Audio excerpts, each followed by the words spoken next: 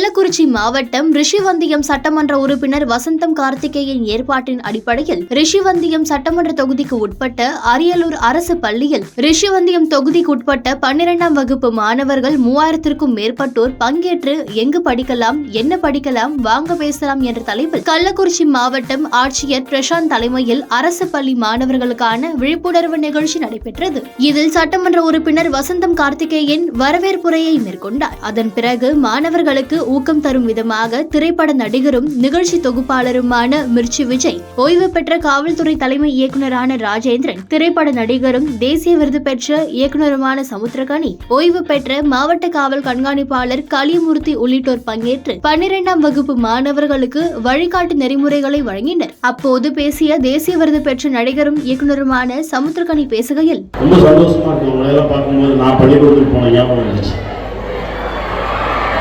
வெள்ளை சட்டை, blue colour டவுசர், 12வது வரை டவுசர் தான் கொடுத்தாங்க, பேண்ட் போட. என்னுடைய ஆசிரியர் நினைவுக்கு வந்தார்கள். என்னன்னா, என்னுடைய ஆங்கில ஆசிரியர் எனக்கு நினைவுக்கு வந்தார். ஆசிரியர்கள் தான் 2ஆம் தாய் தந்தை அப்படின்னு நான் சொல்லுவேன். ஏன்னா என்னைய வளர்த்ததெல்லாம் என்னுடைய ஆசிரியர்கள் தான். முதல்ல என்னை பள்ளிக்கூடத்துக்கு போகும்போது என்னை கையை காலையும் கட்டி தூக்கிட்டு போவாங்க.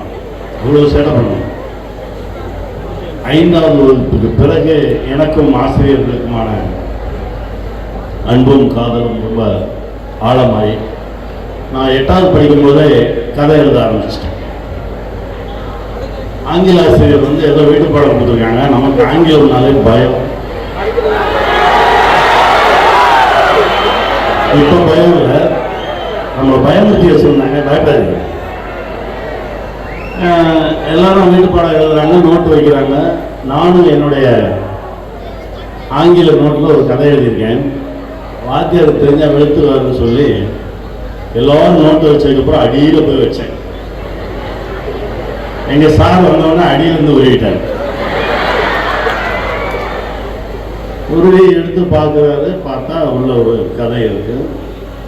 அதான் நான் எழுதின முதல் கதை. என்ன பண்ணியிருப்பாருன்னு நினைக்கிறீங்க? அது எங்கள் சார் என்ன பண்ணாருன்னா, டேய் இங்கே வாடா அப்படின்னு என்னை கூப்பிட்டாரு. நான் போய் நின்னேன். நான் கதை எழுதிருக்காண்டா, சத்தமாக படுறான் அப்படின்னாரு. எல்லாரும் நம்ம படிக்கிறத கேளுங்க அப்படின்னாரு. நான் படித்தேன். என்னுடைய சக நண்பர்கள் எல்லாருமே அதை கேட்டாங்க. கடைசியாக எங்கள் சார் சொன்னார், அவனுக்கு கை தட்டுங்கடா அப்படின்னாரு. அந்த அங்கீகாரம் இருக்குல்ல, அந்த முதல் முறை எனக்கு என் ஆசிரியர் கொடுத்த ஒரு அங்கீகாரம் இருக்குல்ல, அதுதான் என்னை அடுத்தடுத்து உயர்த்துச்சு. அன்னைக்கு என்னுடைய ஆசிரியர் என்ன அடிச்சிருந்தாருனாலோ, எல்லாரும் முன்னாடி அவமானப்படுத்தியிருந்தாருனாலோ, எனக்குள்ள இருந்த கதாசிரியர் இறந்து போயிருப்பான். அந்த ஆசிரியரை இப்போ நான் நினைவு கூறுறேன். ஒவ்வொரு முறையும் அந்த ஆசிரியர் என் முன்னாடி வருவார், என்னை ஆசீர்வதிப்பார் ஒவ்வொரு கதை எழுதும்போது. இப்பவும் நல்லா இருக்காங்க. நான் அவருக்கு இந்த இடத்துல என்னுடைய மனமார்ந்த நன்றி சொல்றேன். சரி வாங்க விஷயத்துக்கு. +2 எழுத போறீங்களா?